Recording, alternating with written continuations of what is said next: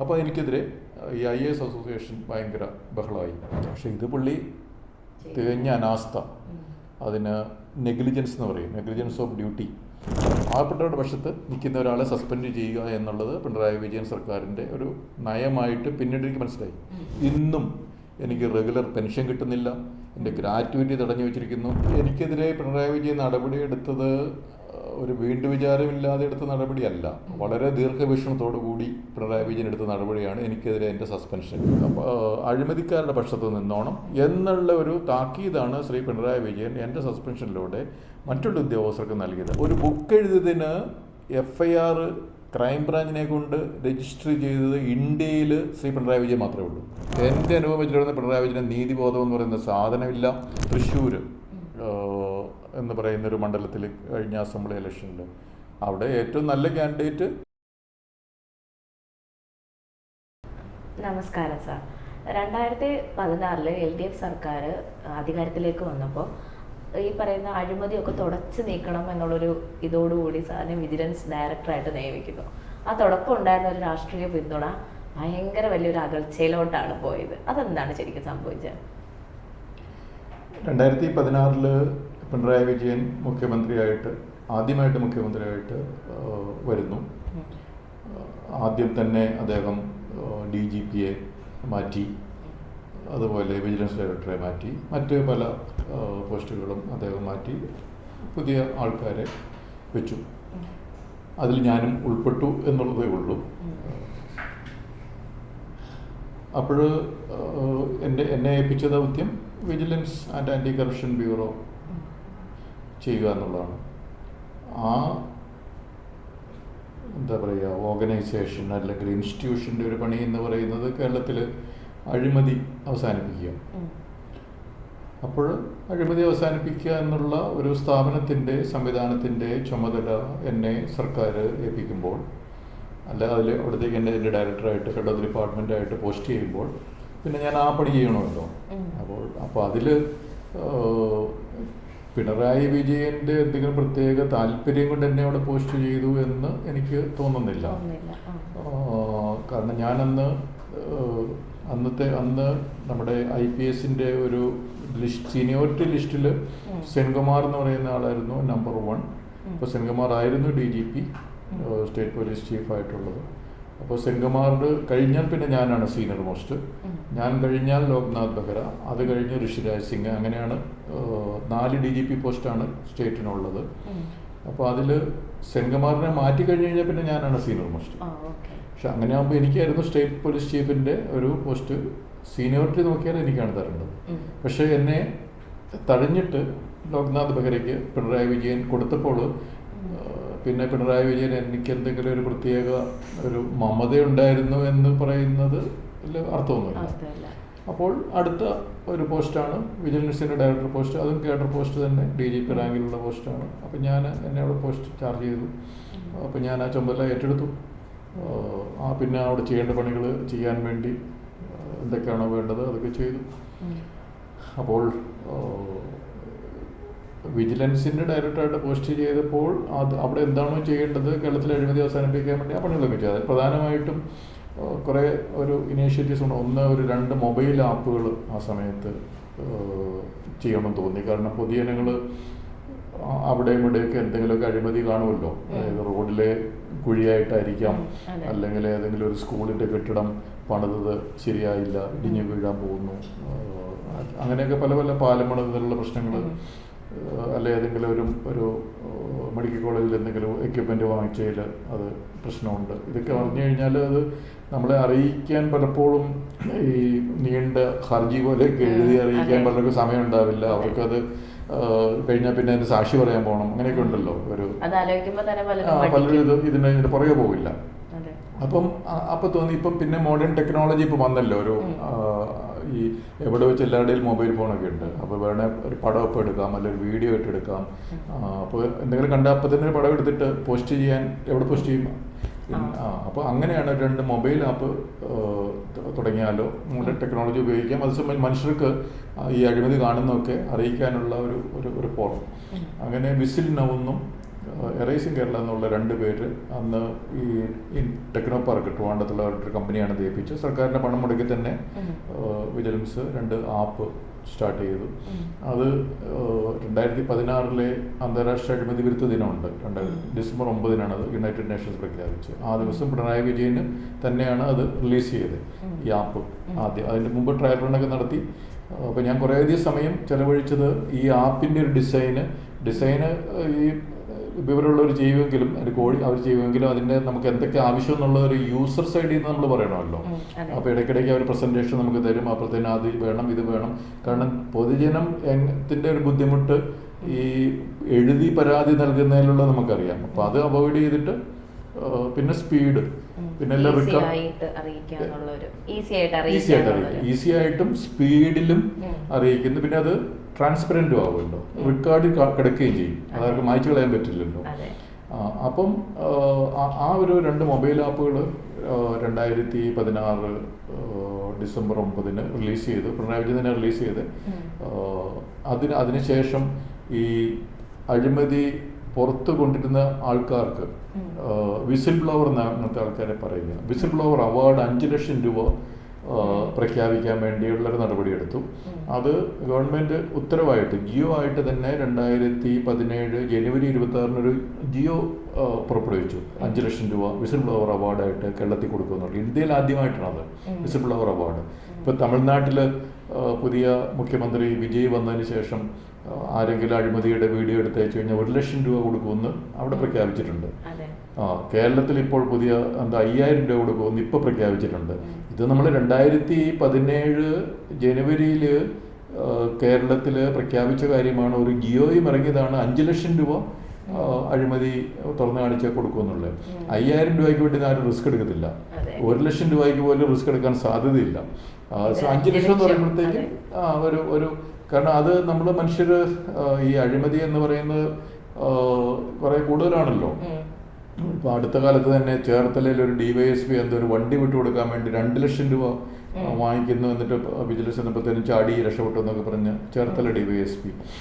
അപ്പോൾ അതൊക്കെ വളരെ എന്താ പറയുക, അത് നമ്മൾ റിപ്പോർട്ട് ചെയ്യണമെന്നുണ്ടെങ്കിൽ അതിനേക്കാളും കൂടുതൽ ഒരു റിവാർഡ് കിട്ടുമെങ്കിൽ മനുഷ്യർ ആ റിസ്ക് എടുക്കത്തുള്ളൂ അത് റിപ്പോർട്ട് ചെയ്യാൻ വേണ്ടി. അല്ലെങ്കിൽ വിചാരിക്കും 5000 രൂപയ്ക്ക് വേണ്ടി 2 ലക്ഷത്തിൻ്റെ പറഞ്ഞിട്ട് ഈ DYSPയുടെയും പോലീസ് ഡിപ്പാർട്ട്മെൻറ്റൊക്കെ ശത്രുത വാങ്ങിക്കേണ്ട കാര്യമില്ലല്ലോ എന്ന് തോന്നുന്നു. അപ്പോൾ അങ്ങനെ അഴിമതി അവസാനിപ്പിക്കാൻ വേണ്ടി കുറേ കാര്യങ്ങൾ നമ്മൾ ചെയ്തു. അതിൽ 1-2 കാര്യങ്ങളെ പറഞ്ഞു. പിന്നെ ഒരു അഴിമതി മെഷർ ചെയ്യുന്ന ഒരു പരിപാടി അന്ന് സ്റ്റാർട്ട് ചെയ്തിരുന്നു.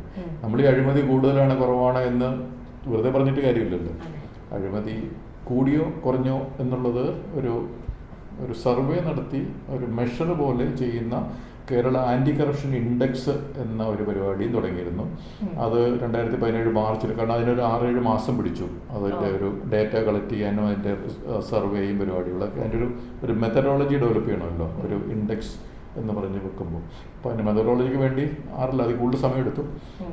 പക്ഷേ 2017 മാർച്ചിൽ അത് പ്രസിദ്ധീകരിച്ചു. അപ്പോൾ പത്രത്തിൽ ഫ്രണ്ട് പേജിൽ ആയിരുന്നു തദ്ദേശ സ്വയംഭരണ വകുപ്പ് അഴിമതിയിൽ 1-ാം റാങ്ക്, റവന്യൂ 2-ാം റാങ്ക്. അപ്പം അഴിമതിയിൽ 1-ാം റാങ്ക് എന്ന് കേൾക്കുമ്പോൾ തന്നെ മനുഷ്യർക്ക് 1-ാം റാങ്ക് ആകാൻ ആർക്കും ഇഷ്ടമില്ലല്ലോ അഴിമതിയിൽ. പക്ഷെ ഇത് ഒരു സർവേ നടത്തിയ ഇൻഡെക്സിൽ കൂടി കണ്ടുപിടിച്ചതാണ്. അപ്പോൾ തന്നെ അന്ന് KT ജലീലായിരുന്നു അന്ന് ഈ തദ്ദേശ സ്വയംഭരണ വകുപ്പിന്റെ മന്ത്രി. അപ്പോൾ തന്നെ വിളിച്ചു, കാരണം പത്രത്തിൽ ഫ്രണ്ട് പേജ് വരികയല്ലേ, അഴിമതിയിൽ അദ്ദേഹത്തിന്റെ വകുപ്പ് 1-ാം റാങ്ക്, 2ാമത്തെ റാങ്ക് റവന്യൂ വകുപ്പ്. അന്ന് എനിക്ക് തോന്നുന്നു G. സുധാകരനായിരുന്നു തോന്നുന്നു റവന്യൂ വകുപ്പ് മന്ത്രി, അമ്പലപ്പുഴ എന്നുള്ള അദ്ദേഹം ആയിരുന്നു തോന്നുന്നു. എന്നെ ജലീൽ അപ്പത്തിനെ വിളിച്ചിട്ട് ഇതെന്താണ്, ഇതിങ്ങനെ നമ്മുടെ വകുപ്പാണ് ഏറ്റവും, ഞാൻ പറഞ്ഞാണ് തദ്ദേശ, അതായത് കോർപ്പറേഷനിൽ ഏതെങ്കിലും ഒരു ബിൽഡിംഗ് പെർമിറ്റിന് വേണ്ടി ചെല്ലുമ്പോൾ അറിയാമല്ലോ, അല്ലെങ്കിൽ സംഗതി കൊടുക്കാതെ സംഗതി നടക്കില്ല എന്നുള്ള, ഏത് കോർപ്പറേഷനായാലും പഞ്ചായത്തിൽ നിന്ന് ഒരു ബിൽഡിംഗ് പണിയാൻ വേണ്ടിയിട്ടോ അല്ലെങ്കിൽ പല പല കാര്യങ്ങൾക്ക്, പിന്നെ ഈ മണ്ണിട്ട് നികത്തുന്നതിൻ്റെ പരിപാടി, ഇതെല്ലാം അഴിമതിയിൽ മുങ്ങിക്കുളിച്ച് കിടക്കുന്ന ഒരു വകുപ്പാണ് ഈ തദ്ദേശ സ്വയംഭരണ വകുപ്പ്, കോർപ്പറേഷൻ, മുനിസിപ്പാലിറ്റി, പഞ്ചായത്തുകളൊക്കെ. അപ്പോൾ അതായിരുന്നു 1-ാം റാങ്ക്. 2ാമത് റവന്യൂ. അങ്ങനെ ബാക്കി എല്ലാ വകുപ്പുകളും എങ്ങനെ റാങ്ക് ചെയ്തു. അപ്പോൾ അത് വന്നപ്പോൾ അതിൻ്റെ എങ്ങനെ ഇതുകൊണ്ട് അഴിമതി അവസാനിപ്പിക്കുമെന്ന് പറഞ്ഞാൽ 1-ാം റാങ്ക് KT ജലീലിൻ്റെ ഇതിന് വന്നല്ലോ. അപ്പോൾ KT ജലീൽ അപ്പോൾ എന്നോട് പറഞ്ഞു, ഇത് 1ാം റാങ്ക് ഏതായാലും നല്ലൊരു കാര്യമല്ല, അത് എങ്ങനെ കുറയ്ക്കണം, അതിനുള്ള ഒരു എന്തെങ്കിലും നിർദ്ദേശം ഉണ്ടെന്ന് ചോദിച്ചു. ഞാൻ പറഞ്ഞുകൊണ്ട് അപ്പം ഞാൻ അദ്ദേഹമായിട്ട് ഡിസ്കസ് ചെയ്തു, അദ്ദേഹത്തിൻ്റെ ഉദ്യോഗസ്ഥരുമായിട്ട് ഡിസ്കസ് ചെയ്തു. അവരുടെ അടുത്ത് നമ്മൾ സർവേ നടത്തിയപ്പോൾ കിട്ടിയ വിവരങ്ങൾ വെച്ചിട്ട് ഒരു 28ഓളം കാര്യങ്ങൾ, ചെയ്യേണ്ട കാര്യങ്ങൾ അവർക്ക് ഒഫീഷ്യലായിട്ട് ഫോർമലായിട്ട് തന്നെ വിജിലൻസിൽ നിന്ന് ആ വകുപ്പിന് കൊടുത്തു. അപ്പോൾ അവരത് ചെയ്തു കഴിഞ്ഞാൽ അടുത്ത 3 മാസം കഴിഞ്ഞാണ് അടുത്തത് മെഷർ ചെയ്യേണ്ടത്. അപ്പോൾ അവർ 1ാം റാങ്ക് വരില്ല. അപ്പോൾ ആ വകുപ്പിലെ അഴിമതി കുറെ കുറഞ്ഞല്ലോ. അപ്പോൾ അടുത്ത വേറൊരു വകുപ്പ് ഇപ്പോൾ 1ാം റാങ്ക് വരും. അപ്പോൾ അതിൻ്റെ മന്ത്രി അപ്പോൾ ഇതുപോലെ തന്നെ വിളിക്കുമ്പോഴത്തേക്കും അവർക്ക് ഇതുപോലെ കൊടുക്കുമ്പോൾ അവരും അത് അടുത്ത 3 മാസം കഴിയുമ്പോഴത്തേനും അവരും വരത്തില്ല. അങ്ങനെ ഈ ഏറ്റവും അഴിമതി കൂടുതലുള്ള വകുപ്പുകളുടെ അഴിമതി കുറച്ച് വരുമ്പോഴത്തേക്കും കേരളത്തിലെ അഴിമതി കുറയുമല്ലോ. അതാണ് ഈ ആന്റി കറപ്ഷൻ ഇൻഡെക്സ് കൊണ്ട് നമ്മൾ ഉദ്ദേശിച്ചത്. അപ്പം അങ്ങനെ കുറേ കാര്യങ്ങളൊക്കെ അന്ന് ചെയ്തിരുന്നു. പിണറായി വിജയൻ മുഖ്യമന്ത്രിയായി ചാർജ് എടുത്ത ശേഷം എന്നെ വിജിലൻസിൽ പോസ്റ്റ് ചെയ്തതുകൊണ്ട് ചെയ്ത കാര്യപ്പണികളാണ് അതെല്ലാം. പക്ഷെ ഇതെങ്ങനെയാണ് ഈ അകൽച്ചയിലേക്ക് വഴിവെച്ചത്? സാറ് അത് മാക്സിമം കുറയ്ക്കാൻ വേണ്ടിയിട്ടാണ് ശ്രമിച്ചത് വിജിലൻസ് ഡയറക്ടർ എന്നുള്ള നിലയിൽ.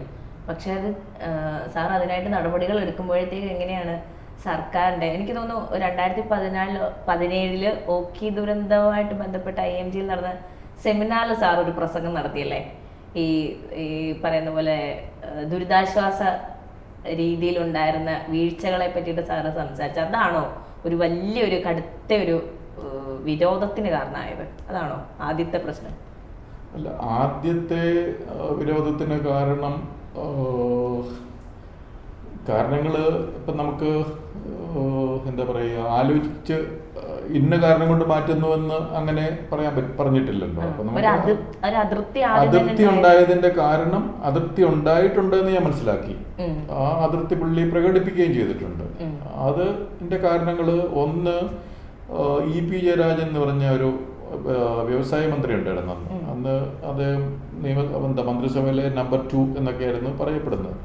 അപ്പോൾ അദ്ദേഹത്തിനെതിരെ ഒരു ബന്ധു നിയമന കേസ് രജിസ്റ്റർ ചെയ്തു 2016. അപ്പം അത് ഈ മന്ത്രിസഭ വന്ന് ഏകദേശം ഒരു 3 മാസം കഴിഞ്ഞപ്പോൾ മറ്റാണ് ഏതോ ഒരു കോർപ്പറേഷനിൽ, ഇൻഡസ്ട്രീസ് വകുപ്പിന്റെ കീഴിലുള്ള 10-40 അധികം കോർപ്പറേഷൻസ് ഉണ്ട്. അപ്പോൾ അതിലെ ഒരു കോർപ്പറേഷനിലെ ഒരു MD-യെ നിയമിക്കുന്നത് പുള്ളി സ്വയം തീരുമാനിച്ചു. അപ്പോൾ അതിനുവേണ്ടി ഈ പത്രത്തിൽ പരസ്യമൊക്കെ കൊടുത്ത് ഒരു ഇന്റർവ്യൂ കമ്മിറ്റിയൊക്കെ വെച്ച് ആ ഇന്റർവ്യൂ ബോർഡിൽ നിന്ന് അന്നത്തെ പ്രിൻസിപ്പൽ ഈ ഇൻഡസ്ട്രീസിന്റെ സെക്രട്ടറി അദ്ദേഹമായിരുന്നു അതിന്റെ ചെയർമാന്. പല എക്സ്പേർട്സൊക്കെ ഉള്ള ഒരു 5-6 പേരുള്ള ഒരു കമ്മിറ്റി ഇന്റർവ്യൂവിനൊക്കെ വിളിച്ച് റാങ്ക് ലിസ്റ്റ് ഉണ്ടാക്കാന്ന് പറയുമല്ലോ, ഈ MD-മാരാക്കണ്ടേ. അങ്ങനെയൊക്കെ ഉണ്ടാക്കിയ ശേഷം ഈ മന്ത്രി തന്നെ അതൊക്കെ കാറ്റി പറത്തിക്കൊണ്ട് പ്രൊസീജിയറൊക്കെ കാറ്റിൽ പറത്തി പുള്ളി ഒരു എൻ്റെ അങ്ങ് നിയമിക്കണമെന്ന് പറഞ്ഞിട്ട് അങ്ങ് തീരുമാനിച്ച് അതിന്റെ ഗവൺമെന്റ് ഉത്തരവ് ഇറക്കി. ഉത്തരവ് കഴിഞ്ഞാൽ നിയമിച്ചു. അതാണ് ബന്ധു നിയമനം എന്ന് പറഞ്ഞത്. അപ്പം അത് ഒരു അഴിമതി നിരോധന നിയമം അനുസരിച്ച് ഒരു അദ്ദേഹത്തിന്റെ ബന്ധുവിന് ഒരു MD സ്ഥാനത്തിന് ശമ്പളം കൊടുക്കുന്നത് പുള്ളിയുടെ വീട്ടിൽ നിന്നല്ലല്ലോ, പൊതുജനങ്ങളുടെ പൈസയാണ്. അപ്പൊ അങ്ങനെ അദ്ദേഹത്തിനെതിരെ ഒരു കേസെടുത്തു. അപ്പോൾ അദ്ദേഹത്തിന് മന്ത്രിസഭയിലെ ഒരാൾക്കെതിരെ കേസെടുക്കാൻ പറയുമ്പോൾ അദ്ദേഹത്തിന് ഇഷ്ടപ്പെടാനുള്ള സാധ്യത കുറവാണ്. ഇനി അത് കഴിഞ്ഞപ്പോഴത്തേക്ക് നമ്മുടെ മേഴ്സിക്കുട്ടിയമ്മ എന്ന് പറഞ്ഞാൽ അന്ന് കശുവണ്ടി വികസന കോർപ്പറേഷൻ, അന്ന് കശുവണ്ടിക്ക് മാത്രമായിട്ടൊരു വകുപ്പ് ഈ മേഴ്സിക്കുട്ടിയമ്മയ്ക്ക് വേണ്ടി ഉണ്ടായത് 2016 പുതിയ. അതിന് മുമ്പ് കശുവണ്ടിയൊക്കെ ഇൻഡസ്ട്രീസിന്റെ കീഴിലായിരുന്നു നോർമലി. പക്ഷെ അന്ന് കശുവണ്ടി വകുപ്പുണ്ടായി പുള്ളിക്ക് വേണ്ടി മാത്രം. അതിൻ്റെ കാരണങ്ങൾ അതിലും കുറച്ച് അഴിമതിയും കാര്യങ്ങളൊക്കെ ഉണ്ട്. പിന്നീട് കശുവണ്ടി വികസന കോർപ്പറേഷനിലെയൊക്കെ അഴിമതി അന്വേഷിച്ച് വിജിലൻസ് തന്നെ അന്വേഷിച്ച് അതിൻ്റെ കേസുകളൊക്കെ ഇപ്പോഴും കഴിഞ്ഞ 10 വർഷമായിട്ട് അതിൻ്റെ ഒരു പ്രോസിക്യൂഷൻ സാങ്ഷൻ ഈ LDF മിനിസ്ട്രി കൊടുത്തില്ല. ഈ ആദ്യം വിജിലൻസ് അന്വേഷിച്ചു, CBI അന്വേഷിച്ചു. അപ്പോൾ വിജിലൻസ് അന്വേഷിച്ച് കറക്റ്റായിരുന്നു, മനസ്സിലായി അഴിമതി ഉണ്ട്. പക്ഷേ അവരെ പ്രതികളെ പ്രൊട്ടക്റ്റ് ചെയ്യാണ് LDF സർക്കാർ ചെയ്തത്. അപ്പോൾ അത് മേഴ്സിക്കുട്ടിയമ്മയുടെ ഒരു വകുപ്പിലെ കാര്യങ്ങളാണ്. പിന്നെയുള്ളത് സ്പോർട്സിൻ്റെ ഒരു കാര്യമുണ്ടായിരുന്നു. അന്ന് സ്പോർട്സ് കൗൺസിലിൻ്റെ ചെയർമാനാണ്, മറ്റേ സ്പോർട്സ് ലോട്ടറി അങ്ങനെ എന്തോ കാര്യമായിട്ട് ബന്ധപ്പെട്ട് അതിനെപ്പറ്റിയുള്ള അന്വേഷണം. അതുപോലെ ദേവസ്വം മന്ത്രിയായിരുന്നു അന്ന് കടകംപള്ളി സുരേന്ദ്രൻ എന്ന് പറഞ്ഞ ആൾ, ദേവസ്വം മന്ത്രി. അപ്പോൾ പിന്നീട് ശബരിമല സ്വർണ്ണപ്പാളി മോഷണമൊക്കെ, അതിനു മുമ്പ് മോഷണം ദേവസ്വം വകുപ്പിൽ നിന്ന് ഉണ്ട്. അപ്പോൾ അതിൻ്റെ കുറേ പരാതികൾ ദേവസ്വം വകുപ്പിൻ്റെ വന്നിരുന്നു. പിന്നെ പോലീസ് വകുപ്പിലെ അഴിമതി. അപ്പോൾ അദ്ദേഹം പോസ്റ്റ് ചെയ്ത ലോക്നാഥ് ബെഹ്റയുടെ ഓഫീസിലെ അഴിമതികളെ പറ്റി ഞാൻ മുഖ്യമന്ത്രിയോട് പറഞ്ഞു. അപ്പോൾ പറഞ്ഞു ഇങ്ങനെ ഇപ്പോൾ ഇതുപോലെ അഴിമതി പോയി കഴിഞ്ഞാൽ പോലീസ് ഹെഡ് ക്വാർട്ടേഴ്സിൽ കയറേണ്ടി വരുമെന്ന് ഞാൻ അദ്ദേഹത്തോട് മുഖ്യമന്ത്രിയോട് ഞാൻ പറഞ്ഞു. അപ്പോൾ ഇത്രയൊക്കെ ഞാനിങ്ങനെ അഴിമതിക്കെതിരെ ആത്മാർത്ഥമായിട്ട് കേരളത്തിൽ അഴിമതി അവസാനിപ്പിക്കാൻ വേണ്ടി തുല്യനീതി, അതായത് ഇപ്പം വിജിലൻസ് സാധാരണഗതിയിൽ വേണമെങ്കിൽ വാളയാർ ചെക്ക് പോസ്റ്റിൽ ഏതെങ്കിലും ഒരു AME പോയി പിടിച്ച് എന്തെങ്കിലും ചെയ്ത് കഴിഞ്ഞാൽ ആരും ചോദിക്കാൻ പോകുന്നില്ല. അതേസമയം ഏതെങ്കിലും ഒരു വില്ലേജ് ഓഫീസിലെ ഏതെങ്കിലും ഒരു ക്ലർക്കിനെ പിടിച്ചാൽ ആരും ചോദിക്കാൻ പോകുന്നില്ല. അതുപോലെ പോലീസ് ഡിപ്പാർട്ട്മെൻറ്റിൽ ഏതെങ്കിലും ഒരു താഴെ ലെവലിലുള്ള ആരെങ്കിലും ഒക്കെ പിടിച്ചാലും ആരും ചോദിക്കാനില്ല. മൈനിങ് ആൻഡ് ജിയോളജി ഡിപ്പാർട്ട്മെൻറ്റ് ആരെങ്കിലും അങ്ങനെ പിടിച്ചാൽ ആരും ചോദിക്കത്തില്ല. പക്ഷേ ഈ റൂൾ ഓഫ് ലോ അല്ലെ നിയമവാഴ്ച എന്ന് പറയുന്നത് എല്ലാവർക്കും നിയമം ഒരുപോലെ ബാധകമാണെന്നാണല്ലോ. അപ്പോൾ ഈ മന്ത്രിമാർക്കെതിരെയും അതുപോലെ സീനിയർ ഉദ്യോഗസ്ഥന്മാർക്കെതിരെയും അതുപോലെ ഈ കോർപ്പറേഷൻ്റെ ഞാൻ പറഞ്ഞില്ല സ്പോർട്സ് കൗൺസിലിൻ്റെ അദ്ദേഹത്തിൻ്റെ ഒരു വളരെ വേണ്ടപ്പെട്ട അതൊക്കെ മുഖ്യമന്ത്രി എന്നോട് പറഞ്ഞിരുന്നു. അദ്ദേഹത്തിനെതിരെ കേസെടുത്ത് എന്തിനാണെന്നൊക്കെ എന്നോട് ചോദിച്ചു. അപ്പോൾ അത് ഇഷ്ടപ്പെട്ടില്ല. അപ്പോൾ ഈ തുല്യമായിട്ട് ഈ നീതി നടപ്പാക്കുന്നത് ശ്രീ പിണറായി വിജയന് അധികം ഇഷ്ടമുള്ളൊരു കാര്യമല്ല എന്നായിരുന്നു എനിക്ക് മനസ്സിലായത്. അപ്പം ഞാൻ പഠിച്ചിട്ടുള്ളതും എൻ്റെ ഒരു രീതി എന്ന് പറയുന്നത് വലിയ ആളാണെങ്കിലും ചെറിയ ആളാണെങ്കിലും ശരി നിയമം എല്ലാവർക്കും ഒരുപോലെ ബാധകമാണെന്നാണല്ലോ എഴുതി വെച്ചിരിക്കുന്നത്. അപ്പൊ പിന്നെ അങ്ങനെയല്ലേ ചെയ്യണ്ടേ? അപ്പൊ അങ്ങനെ ചെയ്തതാണ് അകൽച്ചയ്ക്ക് കാരണം. അതെ. അപ്പം ഈ പറയുന്ന പോലെ ഈ ഉയർന്ന ഉദ്യോഗസ്ഥർക്ക് സാറ് തലപ്പത്തിരിക്കുന്നവർക്കെതിരെയും ഈ പറയുന്ന ഉയർന്ന ഉദ്യോഗസ്ഥർക്കെതിരെയൊക്കെ മുഖം നോക്കാതെ സാറ് നടപടി എടുക്കുന്ന തരത്തിലേക്കാണ് ഈ ഒരു കാര്യങ്ങളൊക്കെ കൊണ്ടുപോയത്. അപ്പം ഈ കൂടെയുള്ള സഹപ്രവർത്തകരുടെ ഒരു സാറിന് തരുന്ന സപ്പോർട്ട് എങ്ങനെയാണ്? അതായത് അവരുടെ ഭാഗത്തു നിന്ന് സാർ എന്തൊക്കെ പ്രശ്നങ്ങൾ നേരിട്ടിട്ടുണ്ടായിരുന്നു? സഹപ്രവർത്തകരുടെ ഞാനൊരു ഉദാഹരണം പറയാം. ഈ നമ്മളിവിടെ വിഷബാധ, ഭക്ഷണ സാധനങ്ങളിൽ മായം കലർന്നിരിക്കുന്നു എന്നൊക്കെ നിരന്തരം നമ്മൾ കേൾക്കാറുണ്ടല്ലോ. കറി പൗഡറുകളിൽ മായമാണ്, അല്ലെങ്കിൽ ഈ ഹോട്ടലുകളിൽ തരുന്ന ഭക്ഷണത്തിൽ പ്രശ്നമാണ് എന്നൊക്കെയുള്ള കാര്യങ്ങൾ കേൾക്കാറുണ്ട്. ഇടയ്ക്കിടയ്ക്ക് വിഷബാധ വരാറുണ്ട്. അപ്പോൾ ഇത് നോക്കാൻ വേണ്ടിയിട്ടൊരു വകുപ്പുണ്ട്, ഭക്ഷ്യസുരക്ഷാ വകുപ്പ്. അപ്പോൾ ഒരു ദിവസം അപ്പം ഭക്ഷ്യസുരക്ഷ എന്ന് പറയുന്നത് വലിയ പ്രധാനപ്പെട്ട ഒരു കാര്യമാണല്ലോ. അതിലെ ഒരു അഴിമതിയെ പറ്റി നമുക്ക് അറിയാമല്ലോ. ഇത് നോക്കാൻ പോകുന്ന ആൾക്കാർക്ക് ഈ ഹോട്ടലുകാരും ഇങ്ങനെ കറി പൗഡർ ഉണ്ടാക്കുന്നവരും ഒക്കെ മാസപ്പടി പോലെ പൈസ ഒക്കെ കൊടുത്തു കഴിഞ്ഞാൽ ഇവർ പരിശോധനയ്ക്കൊന്നും അങ്ങോട്ട് പോകില്ല എന്നുള്ളൊരവസ്ഥ കേട്ടിരുന്നു. അപ്പോൾ ഞാൻ ഈ ഭക്ഷ്യസുരക്ഷാ കമ്മീഷണറേറ്റിൽ ഒരു ദിവസം പോയി.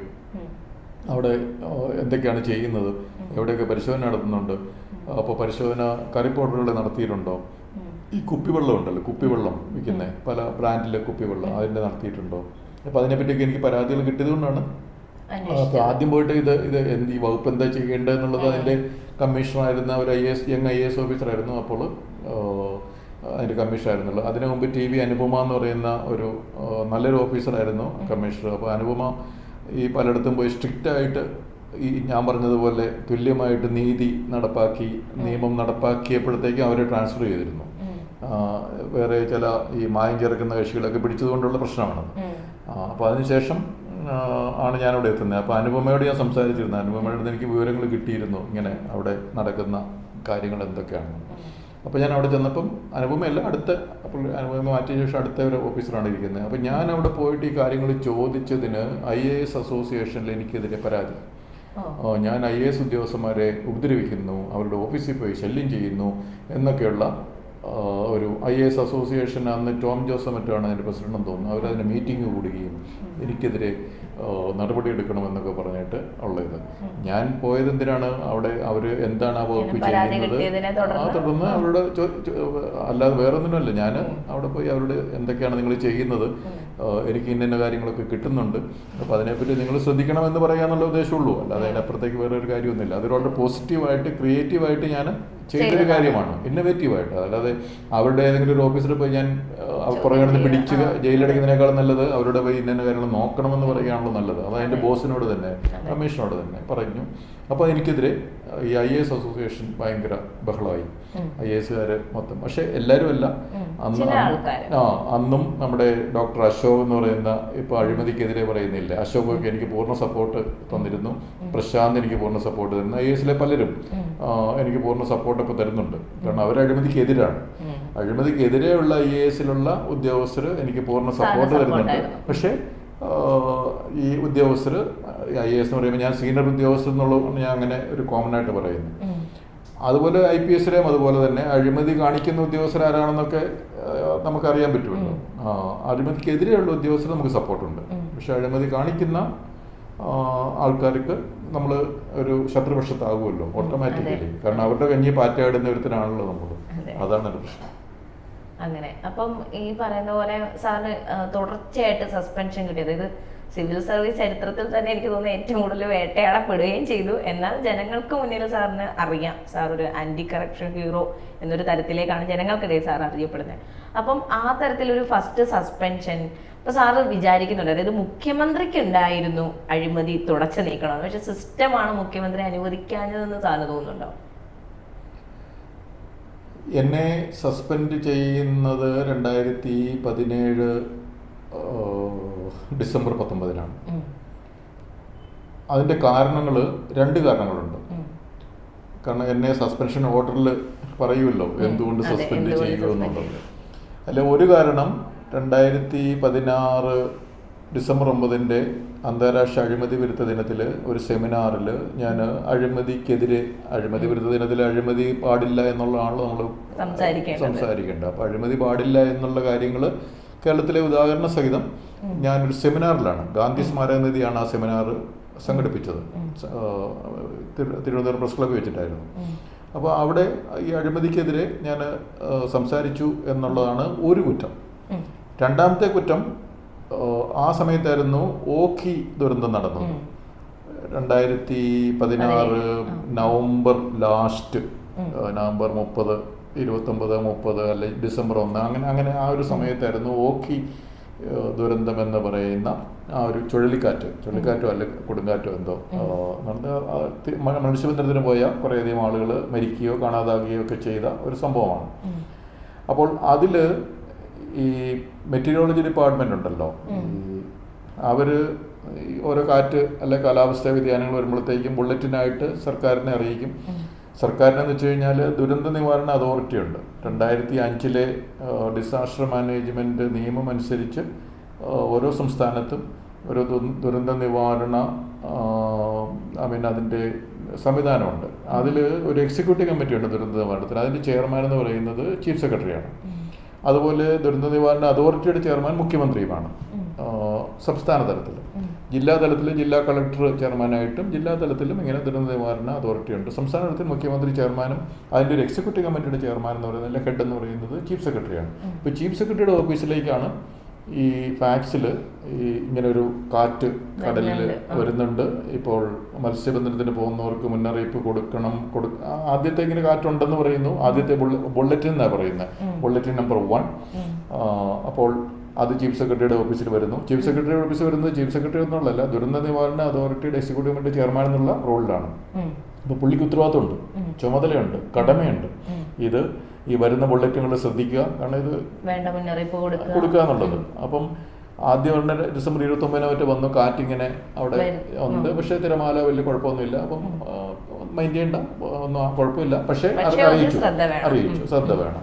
അപ്പോൾ അത് കഴിഞ്ഞ് 3 മണിക്കൂർ വീണ്ടും വന്നു, കാറ്റിച്ചൂടെ കൂടുന്നു, തീരത്തിൻ്റെ അടുത്തേക്ക് വരാൻ സാധ്യതയുണ്ട് എന്ന് പറഞ്ഞാൽ അങ്ങനെ ഒരു 2 ദിവസമായിട്ട് ഈ ബുള്ളറ്റിൻ വരുന്നുണ്ട്. അപ്പോൾ തന്നെ ഇത് മത്സ്യബന്ധനത്തിന് വാണിംഗ് കൊടുക്കണം, ആരും കടലിൽ പോകരുത്, പ്രശ്നമാണ് എന്നൊക്കെയുള്ള ബുള്ളറ്റിനുകൾ ഗ്രാവിറ്റി കൂടിയാണ് ഈ ബുള്ളറ്റിനുകൾ വരുന്നത്. ഓരോ 3 മണിക്കൂർ അടുത്ത് വന്നുകൊണ്ടിരുന്നത്.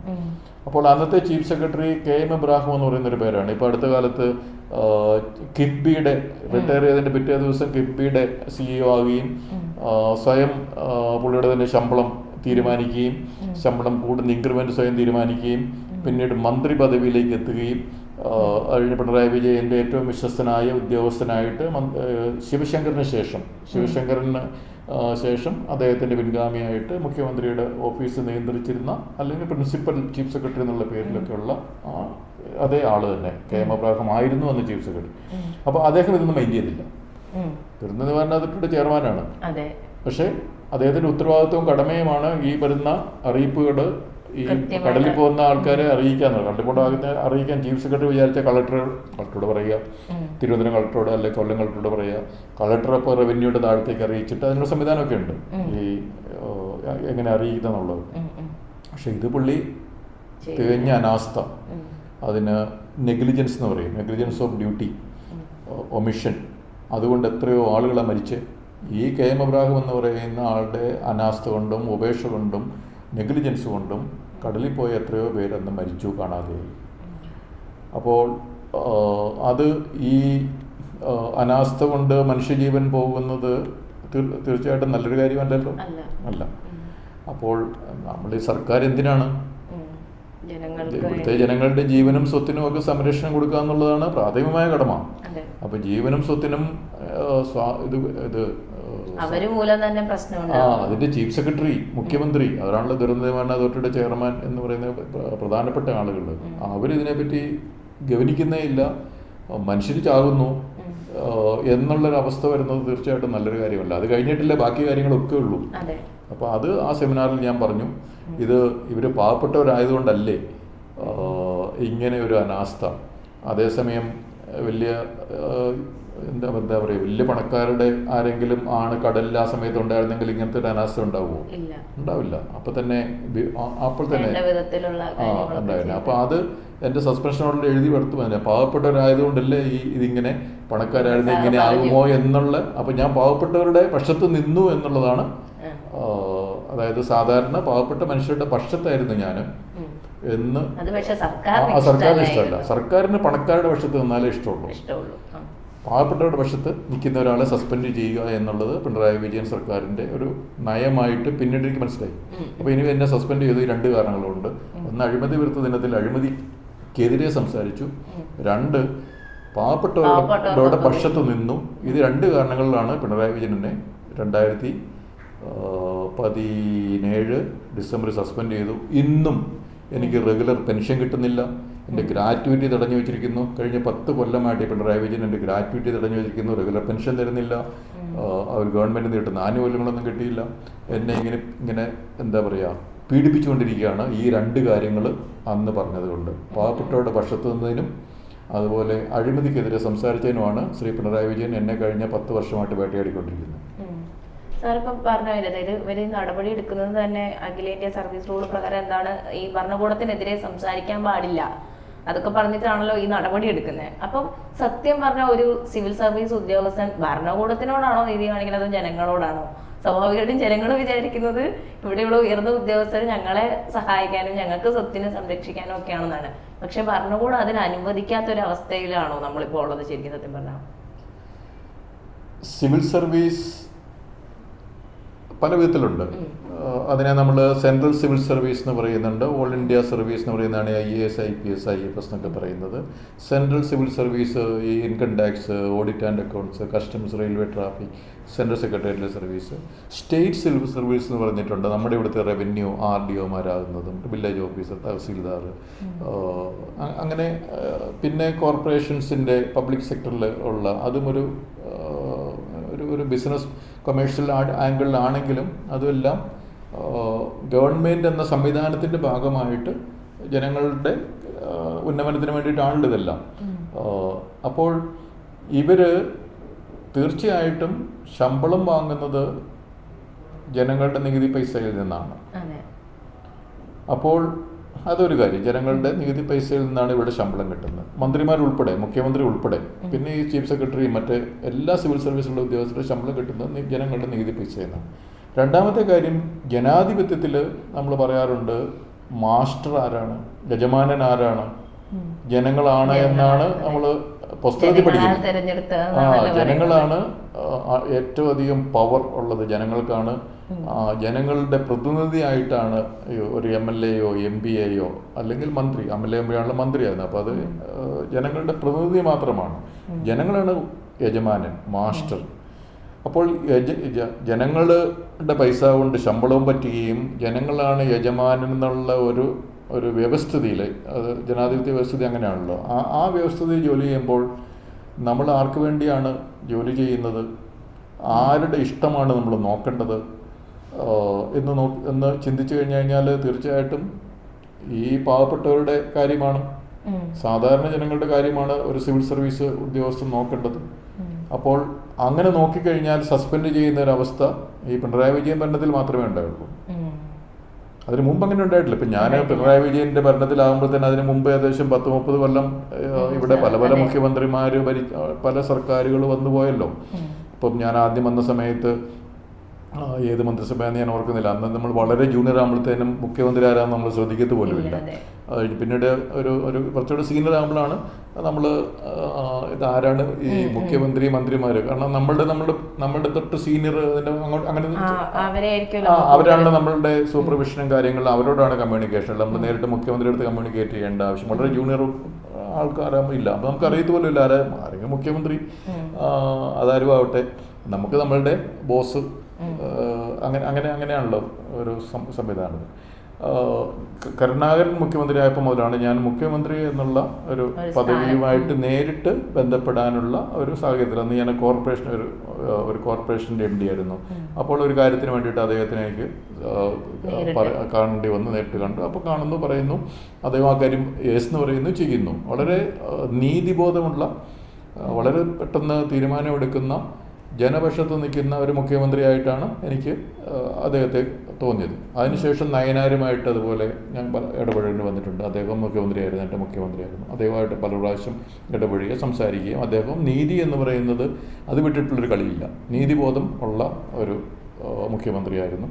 അതിനുശേഷം AK ആൻ്റണി, അതിനുശേഷം ഉമ്മൻചാണ്ടി, അതിനുശേഷം VS അച്യുതാനന്ദൻ, അതിനുശേഷം വീണ്ടും ഉമ്മൻചാണ്ടി. ഇത്രയും മുഖ്യമന്ത്രിമാരും ഗവൺമെൻറ്റിലൊക്കെ ഞാൻ ജോലി ചെയ്തതാണല്ലോ. അന്നൊന്നും എനിക്കൊരു പ്രശ്നമില്ല. അപ്പോൾ ഈ പിണറായി വിജയൻ മുഖ്യമന്ത്രി ആയപ്പോൾ മാത്രം പ്രശ്നം ഉണ്ടായത് ഞാൻ പാവപ്പെട്ടവരുടെ പക്ഷത്ത് നിന്നു എന്നുള്ളതും പിന്നെ അഴിമതിക്കെതിരെ സംസാരിച്ചു എന്നുള്ളത് കൊണ്ടാണ് അദ്ദേഹം സസ്പെൻഡ് ചെയ്തത്. അപ്പോൾ അപ്പോൾ അതിന് നമുക്ക് എന്ത് ചെയ്യാൻ പറ്റും? എനിക്ക് തോന്നുന്നു സത്യം പറഞ്ഞാൽ ഇത് കേൾക്കുമ്പോൾ ഭയങ്കര വൈരുദ്ധ്യം നമുക്ക് ജനങ്ങൾക്ക് തന്നെ മനസ്സിലാകുന്നുണ്ട്. ഇവർ പറയുന്നത് ഇത് ജനങ്ങൾക്ക് വേണ്ടിയിട്ടുള്ള പാർട്ടിയാണ്, പാവപ്പെട്ടവരെ സഹായിക്കുന്ന പാർട്ടിയാണ് എന്ന് പറഞ്ഞിട്ട് പാവപ്പെട്ടവരുടെ കൂടെ നിന്ന് അഴിമതി എങ്ങനെയെങ്കിലും കുറയ്ക്കാൻ ശ്രമിക്കുന്ന സാറിനെ പോലെ തന്നെ ഒരുപാട് ഉദ്യോഗസ്ഥർ ഇവർക്ക് ഇരയായിട്ടുണ്ട്. നമ്മളിപ്പം പല രീതിയിലും കണ്ടിട്ടുണ്ട്. പക്ഷേ ഇത് സത്യം പറഞ്ഞാൽ ഞാനിപ്പോൾ ചിന്തിക്കുന്ന ഒരു കാര്യം, എന്നെ പോലെ പലരും ചിന്തിക്കുന്നുണ്ടാവും, അഴിമതിക്ക് എതിരായിട്ട് ഇനിയിപ്പോൾ പ്രയത്നിക്കാൻ അല്ലെങ്കിൽ പ്രവർത്തിക്കാൻ ഉദ്യോഗസ്ഥർ സ്വാഭാവികമായിട്ട് പേടിക്കില്ല. ഇപ്പൊ സാറിന്റെ ഒക്കെ അവസ്ഥ തന്നെ, സാറ് ഓൾറെഡി ആ ഒരു ഡിപ്പാർട്ട്മെന്റിൽ സാറ് ഈ സർവീസിൽ ഇരുന്നപ്പോൾ തന്നെ തുടർച്ചയായിട്ടുള്ള സസ്പെൻഷൻ നേരിട്ടിട്ടുണ്ട്.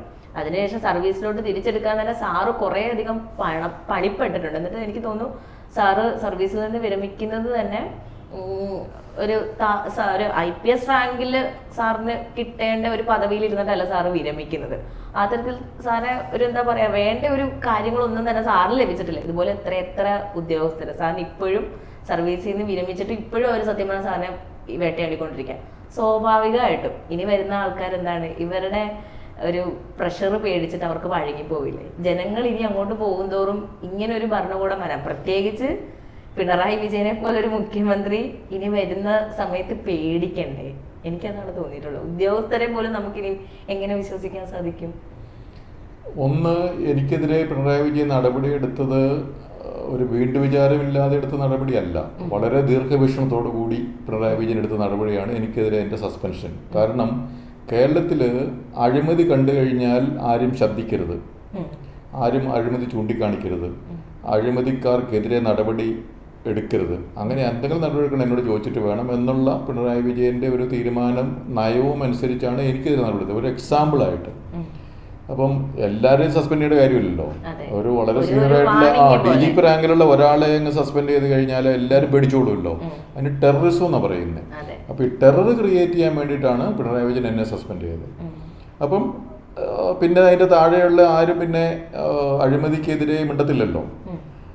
ഞങ്ങൾക്കുണ്ടാവില്ല. അദ്ദേഹത്തിന് അങ്ങനെ ഉണ്ടാവുമെങ്കിൽ പിന്നെ താഴെയുള്ള ഒരു SI, DYSP, SP അവരുടെയൊക്കെ കാര്യം, അല്ലെങ്കിൽ തഹസീൽദാർ, അവിടെ ഉള്ളവർ, അങ്ങനെ ഇനി അഴിമതിക്ക് കൂട്ടു നിന്നോണം നിങ്ങളെല്ലാം. അഴിമതി ആയിരിക്കണം നിങ്ങളുടെ പക്ഷം. അതുപോലെ പണക്കാരുടെ പക്ഷത്തെ നിൽക്കാവുള്ളൂ. പണക്കാരാണല്ലോ ഈ അഴിമതി കാണിക്കുന്നവരോ. സാധാരണ ഇവിടെ നെൽകൃഷിക്കാരോ അല്ലെങ്കിൽ മീൻ പിടിക്കാൻ പോകുന്നവരോ അല്ലെങ്കിൽ ഏതെങ്കിലും ഓട്ടോറിക്ഷ ഓടിക്കുന്നവരോ അല്ലെങ്കിൽ സാധാരണ എന്തെങ്കിലുമൊക്കെ ചെറിയ പണികൾ, ചെറിയ കച്ചവടമൊക്കെ ആയിട്ട് എന്തെങ്കിലുമൊക്കെ ചെയ്ത് ജീവിക്കുന്നവരൊന്നും അഴിമതി കാണിക്കാൻ പോകുന്നില്ലല്ലോ. ഈ അഴിമതി കാണിക്കുന്ന ആരാണ്? വലിയ പണക്കാരും. അവരാണ് നികുതി വെട്ടിക്കുന്നതും ടാക്സ് വെട്ടിക്കുന്നതും പിന്നെ എവിടെയെങ്കിലും കരാറുകൾ അത് നേടിയിട്ട് അതിൻ്റെ കുറേ കമ്മീഷൻ മന്ത്രിമാർക്കോ MLA മാർക്കോ കൊടുത്ത് അങ്ങനെ അഴിമതി കാണിക്കുന്നവരാണ് വലിയ പണക്കാർ മാത്രമേ ഉള്ളൂ. ഈ മായം ചേർക്കുന്ന ആരാണ്?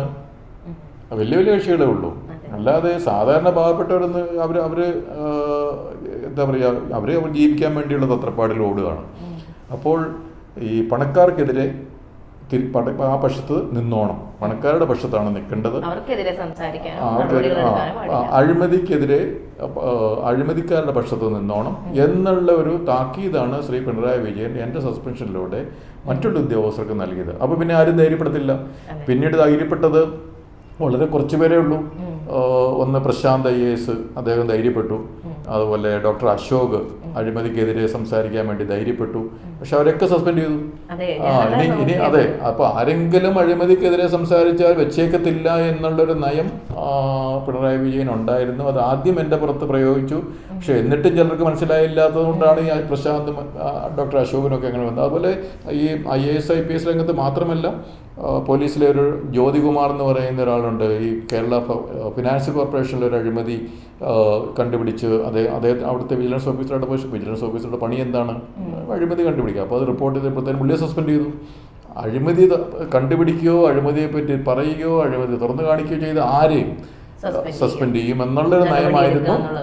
അല്ലെങ്കിൽ അവനെ ട്രാൻസ്ഫർ ചെയ്ത് വയനാട്, കാസർഗോഡ്, വീട് ട്രിവാൻഡ്രത്തോ കൊല്ലത്തോ ആണെങ്കിൽ കാസർഗോഡ് ട്രാൻസ്ഫർ ചെയ്യും, അങ്ങനെ നശിപ്പിക്കും എന്നുള്ള ഒരു നയം ശ്രീ പിണറായി വിജയൻ ബോധപൂർവം ദൂരക്കാഴ്ചയോടുകൂടി ചെയ്തതാണ് എൻ്റെ സസ്പെൻഷൻ. അത് ഈ അതിൻ്റെ ഒരു രസമെന്ന് പറഞ്ഞു കഴിഞ്ഞാൽ, ഈ സസ്പെൻഷൻ ഓർഡറിലൊക്കെ ഞാൻ കുറേ ചട്ടങ്ങൾ ലംഘിച്ചു എന്നൊക്കെ പറഞ്ഞിട്ടാണല്ലോ ഉണ്ടാകുക.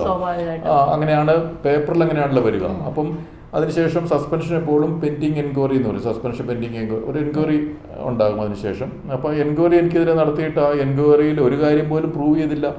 എനിക്കെതിരെയുള്ള ഒരു ചാർജും ഈ പറഞ്ഞ ചട്ടലംഘനങ്ങൾ ഒന്നും ഇല്ല എന്ന് പറഞ്ഞിട്ടാണ് എൻക്വയറി റിപ്പോർട്ടുള്ളത്. പക്ഷേ ആ എൻക്വയറി റിപ്പോർട്ടിൽ 2017 ഉള്ള എൻക്വയറി റിപ്പോർട്ടിൽ ഇതുവരെ ഒരു നടപടിയും എടുത്ത്, അങ്ങനെയാണ് എന്നെ സസ്പെൻഷൻ ഇല്ലീഗലാണല്ലോ, കാരണം ഇല്ലീഗലാണെന്നുള്ള പ്രൂവ്ഡാണ് എൻക്വയറിയിൽ. എന്നാലും എൻ്റെ പെൻഷനും ഒക്കെ തടഞ്ഞു വെച്ച് പിണറായി വിജയൻ ഇങ്ങനെ ഒരു ആനന്ദം കണ്ടിരുന്നു അദ്ദേഹത്തിൻ്റെ ഈ പ്രവൃത്തിയിൽ നിന്നാണ് ഞാൻ കണ്ടത്. പിന്നെ രണ്ടാമത് അദ്ദേഹം എനിക്കെതിരെ ഒരു പുസ്തകം എഴുതിയതിന് FIR എടുത്തു.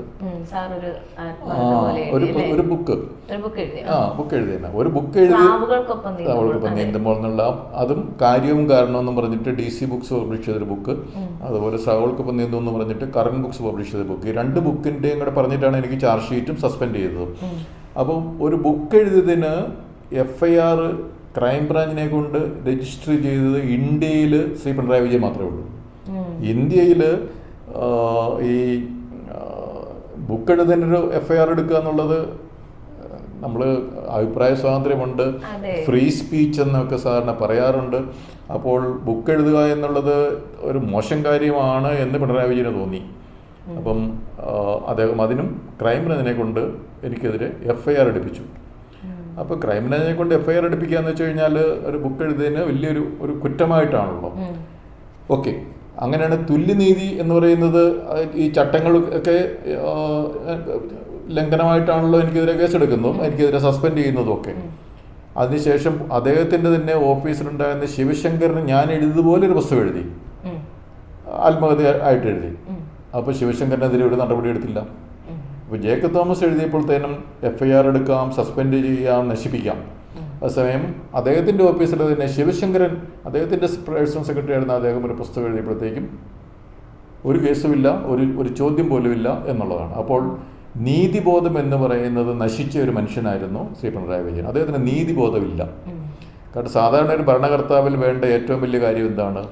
നീതിയാണ്. ഇന്ന് തന്നെയല്ലേ ശ്രീ പിണറായി വിജയനും മറ്റു മന്ത്രിമാരും ഒക്കെ അന്നും ഇന്നും സത്യപ്രതിജ്ഞ ചെയ്യുമ്പോൾ നമ്മൾ ശ്രദ്ധിച്ചിട്ടുണ്ടോ? ഇവിടെ എല്ലാവർക്കും തുല്യമായിട്ട് നീതി നടപ്പാക്കുമെന്നാണ് സത്യപ്രതിജ്ഞ പറയുന്നത്. സത്യം നടപ്പാക്കും, നീതി നടപ്പാക്കും. പക്ഷേ പിണറായി വിജയൻ സത്യപ്രതിജ്ഞ ലംഘിച്ചു എന്നൊക്കെ നമ്മൾ പറഞ്ഞു കഴിഞ്ഞാൽ പിണറായി വിജയൻ ഇതൊന്നും ബാധകമല്ലാത്തതുകൊണ്ട് നമ്മളൊന്നും പറഞ്ഞിട്ട് കാര്യമില്ല, അതിൻ്റെ കാര്യമില്ല.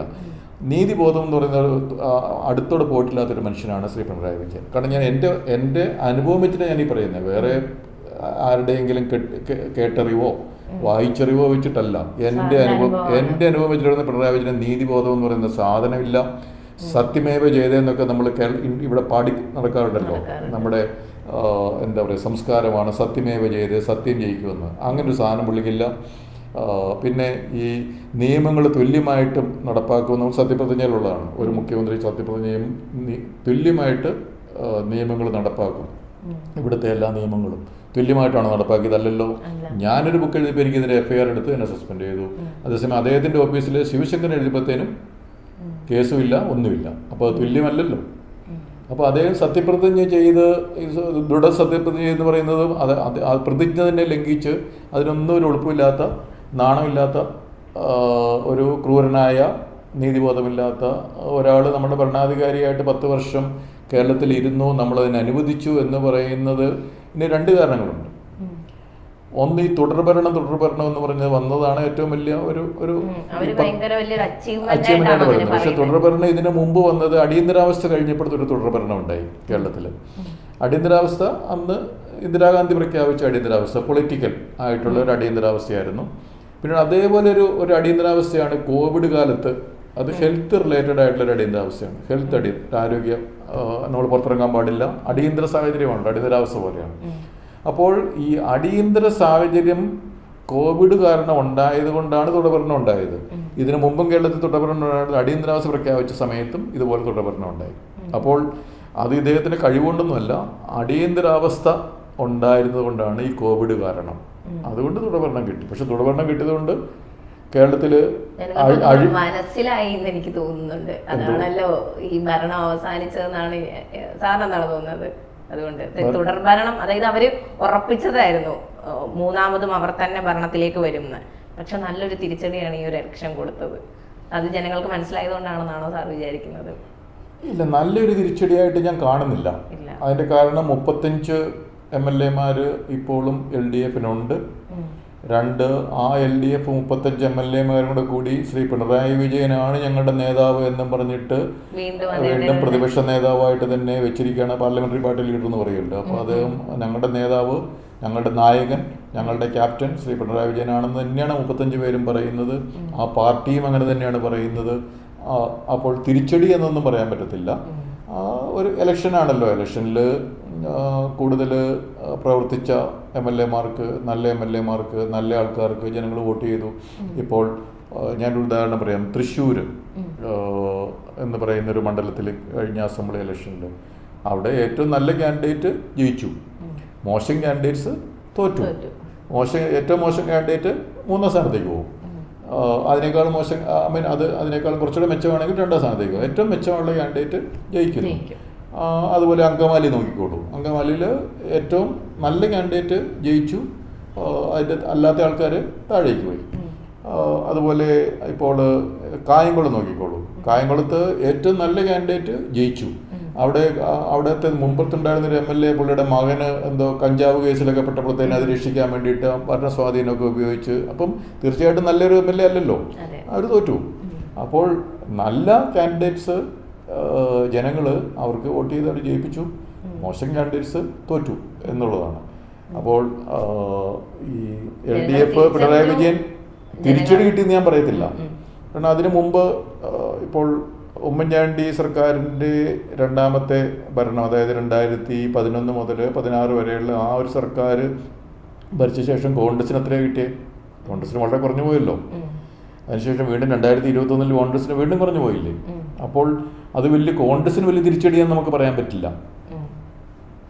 അത് കഴിഞ്ഞ് വീണ്ടും 2026 ഇലക്ഷനിൽ കോൺഗ്രസ് 102 എത്തിയില്ലേ? അപ്പോൾ കോൺഗ്രസ് ഇല്ലെന്നൊന്നും ആയില്ല ഇവിടെ. അതുപോലെ ഇപ്പോൾ ഈ 35 ഇവർക്കുണ്ടല്ലോ, കോൺഗ്രസിനകത്ത് 40 എടുത്താൽ പറ്റുമായിരുന്നു. അപ്പം ഇത് വലിയ വ്യത്യാസമൊന്നുമില്ല. തിരിച്ചടി എന്ന് പറയാൻ മാത്രമുള്ള ഒരു പ്രശ്നമൊന്നുമില്ല. ഇപ്പോൾ നമ്മളുടെ ഈ പശ്ചിമ ബംഗാളിലെ CPM-ന് കിട്ടിയ തിരിച്ചടി പോലെയോ, ത്രിപുരയിൽ കിട്ടിയ തിരിച്ചടി പോലെയോ, അതൊക്കെയാണെങ്കിൽ 5 സീറ്റ് 4 സീറ്റ് എന്നൊക്കെ ആണെങ്കിൽ നമുക്ക് തിരിച്ചടി എന്ന് പറയാം. പക്ഷെ ഇതിപ്പോൾ ഒരു തിരിച്ചടി എന്നുള്ള പറയാനില്ല.